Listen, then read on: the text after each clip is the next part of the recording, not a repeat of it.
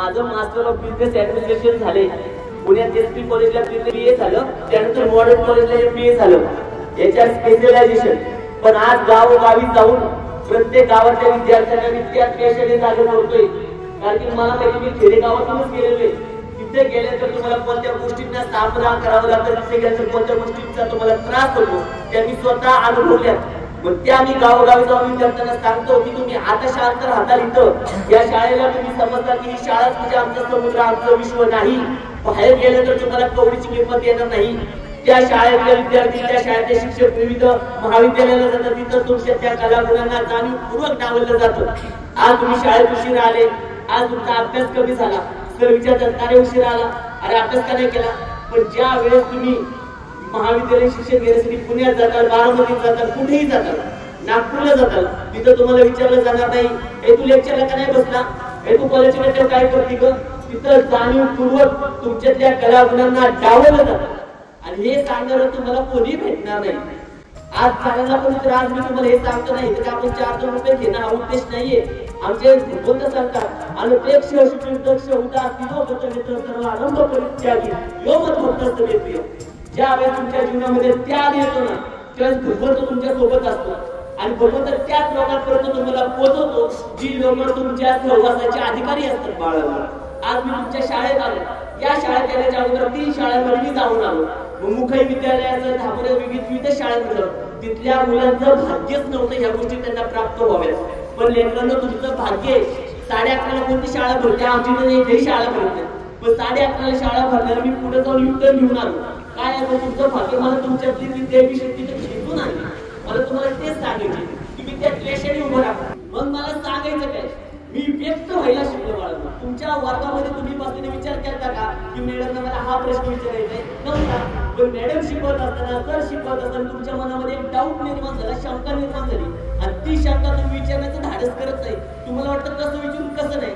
पण लेकरांनो ज्यावेळेस मॅडम शिकवत होत्या तुमच्या मनात जी शंका निर्माण झाली ती शंका तुमच्या वर्गातल्या 70 ते 80% मुलांच्या मनामध्ये तो डाऊट असतो. पण वर्गाच्या 4 भिंतीमध्ये जो मुलगा जी मुलगी आपला डाऊट विचारण्याचं धाडस करेल ना ती उभ्या आयुष्यामध्ये आपली मतं मांडायला कधी कमी पडेल का. म्हणून आपल्या जीवनामध्ये व्यक्त व्हायला पाहिजे, आपली मतं मांडायला पाहिजे, आपल्याला जे चुकीचं वाटतं त्या चुकांपासून आपण दूर व्हायला पाहिजे. आमच्या तुकोपर्यंत सर्व जया जयसा लाभ जया जयसा. ज्या ज्या क्षणाला तुम्हाला वाटतं की ही मुलगी चुकते, हा मुलगा चुकतो, त्यांच्या सभेतीत माझ्या जीवनाचा सत्यानाश होणार आहे, त्या लेखनांपासून आपोआपच आपण दूर व्हायचं. ना त्यांच्याशी प्रतिकार करायचा, ना त्यांच्याशी विरोध करायचा, वंदावे दूर त्या लेखनांपासून, त्या अशा चुकीच्या व्यक्तींपासून दूर राहायचं. आज आई बाबा आपल्याला एवढं शिकवण्यासाठी शाळेमध्ये पाठवतात. बाळांनो आता तुम्ही उन्हामध्ये बसले, तुम्हाला ऊन लागते, पण विचार करा याच उन्हामध्ये, ज्या उन्हामध्ये आपल्याला बसता येतं त्या उन्हामध्ये अनमनी पायाने आपले वडील रानावनात कामं करतात. त्यांना वाटत नाही का त्यांच्या जीवनातलं एकच स्वप्न आहे, माझ्या लेकराचं जी स्वप्नाचं ना ती पूर्ण करायचं. मग आपल्या स्वप्नासाठी रात्रंदिवस झगडणाऱ्या आई वडिलांसोबत आपण कसं वागतो याचा एकदा विचार करा. मी म्हणत नाही तुम्ही त्यांच्यावर पाय धुवून पूजा करा, नाही, कधीतरी रात्री उठायचं, आपल्या वडिलांच्या पायावरची रड बाजूला करायची आणि त्यांच्या टाचावर हात फिरवा. बाळांनो तुम्हाला त्या टाचा भेगलेल्या दिसतील आणि त्या टाचाने ज्या भेगा पडल्यात ना ते तुमचं भवितव्य उज्ज्वल आणि घडवण्यासाठी करले.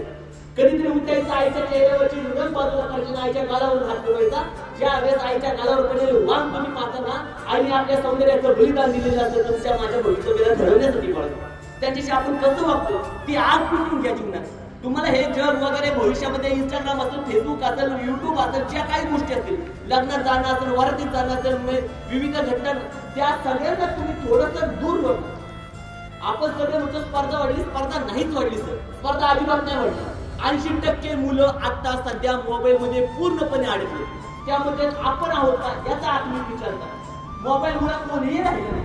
त्यासाठी काय पाहिजे तर आपल्याला फक्त आपल्या आयुष्याचे कष्ट दिसले पाहिजे.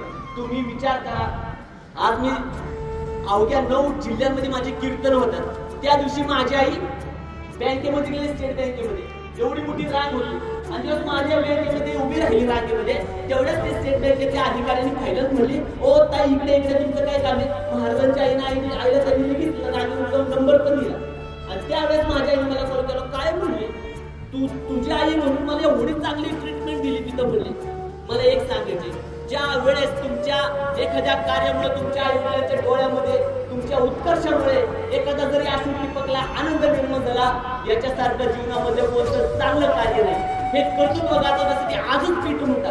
तुम्हाला असं सांगणार कोण भेटणार नाही. मी तर तुम्हाला तेच सांगतो. आज मी येत आलो ना, आज यायचं कारण काय, इथं नागपूरला माझं कीर्तन आहे संध्याकाळी. मी ज्या ज्या भागांमध्ये माझे कीर्तन संध्याकाळी 6 ते 8 आहे. मला काही शांतपणे आलो असतो, 5 वाजता कीर्तन करून गेलो असतो. पण हा जो टायमिंग आहे ना, तो टायमिंग मला माझ्या लेकरांसाठी, कारण आम्ही कीर्तनाला गेलो असतो, मी वयस्कर लोक असतात ते, आणि खडकावर पेरले उगवतं का नाही, सुपीक लोक, सुपीक माती तुमच्यासारखी चिमुकली लोक मुलं नसतात कीर्तनाला. म्हणजे चिमुकली मुलं कुठे सापडतील तर शाळेत सापडतील. आणि तुमचं फातिमी सरांचं नाव तर मला माहिती नाही, पण आपल्या उपप्राचार्यांसाठी एकदा जोरदार टाळ्या वाजवा, जोरदार टाळ्या. त्यांना त्या गोष्टी महाराज विद्यार्थीला असं सांगतील किंवा माझ्या ना त्यांनी माझा एकही व्हिडिओ पाहिला की कसं बोलते पोरग, मुलांना कसं चालते, काही नाही.